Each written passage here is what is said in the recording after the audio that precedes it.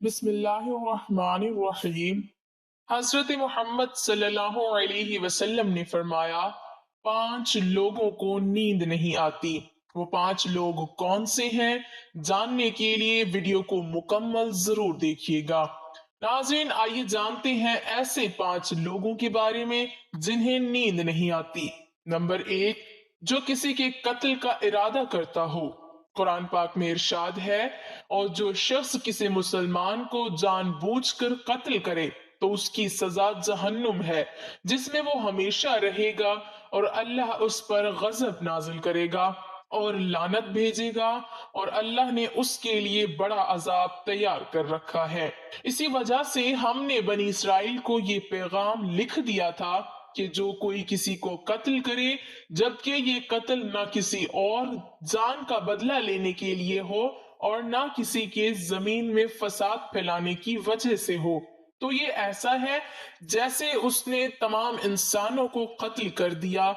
और जो शख्स किसी की जान बचा ले तो ये ऐसा है जैसे उसने तमाम इंसानों की जान बचा ली।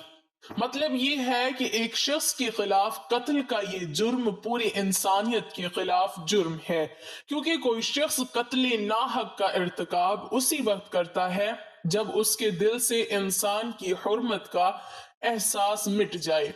ऐसी सूरत में अगर उसके मफाद या सरश्त का तकाजा होगा तो वो किसी और को भी कत्ल करने से दरेग नहीं करेगा, और इस तरह पूरी इंसानियत उसकी मुजरिमाना जहनियत की जिद में रहेगी। नीज जब उस जहनियत का चलन आम हो जाए तो तमाम इंसान गैर महफूज हो जाते हैं।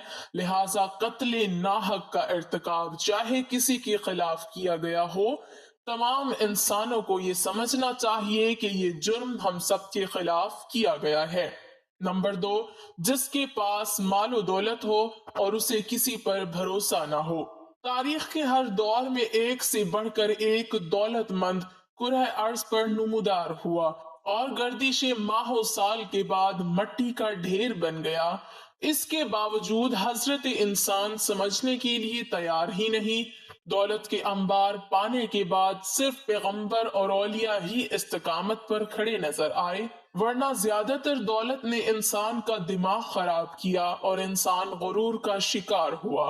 और फिर यही वो मकाम है जहां पर इस कायनात का इकलौता वारिस खाली के कायनात हरकत में आता है, और फिर वो दराज रस्सी को खींचकर इंसान को निशाने इबरत बना देता है। इसकी सबसे इबरत अंगेज मिसाल कारून की है, जिसके खजानों की शोहरत जरबुल मिसल बन चुकी है। नंबर 3, वो जिसने लोगों से बहुत सी झूठी बातें कही हों और लोगों पर झूठे इल्जाम लगाए हों। हदीस शरीफ में है कि झूठे गवाह के कदम हटने भी ना पाएंगे कि अल्लाह ताला उसके लिए जहन्नुम वाजिब कर देगा। जिसने किसी मुसलमान को जलील करने की गर्ज से उस पर इल्जाम आयद किया तो अल्लाह ताला जहन्नुम के पुल पर उसे रोक लेगा, यहाँ तक कि अपने कहने के मुताबिक अजाब पाले।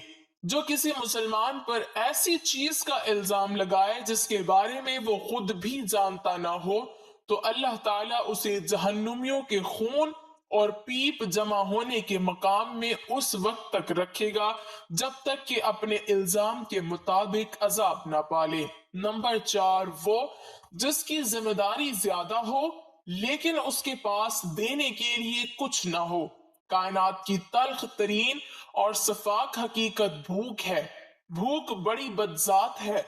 इंसान, चरिंद परिंद और जी रूह मखलूक अपनी भूख के सामने बेबस हो जाते हैं। यही वजह है कि मौजूदा हालात के पेश नजर गुरबा और बेसहारा लोगों के सामने भूख एक बड़ा मसला बन खड़ी हो गई है। बहैसियत मुसलमान हमारे ऊपर ये फर्ज है कि हम अपने इर्द गिर्द रहने वाले गुरबा और मसाकीन की मदद करें, जो अल्लाह ताला के यहाँ सबसे ज्यादा पसंदीदा अमल है।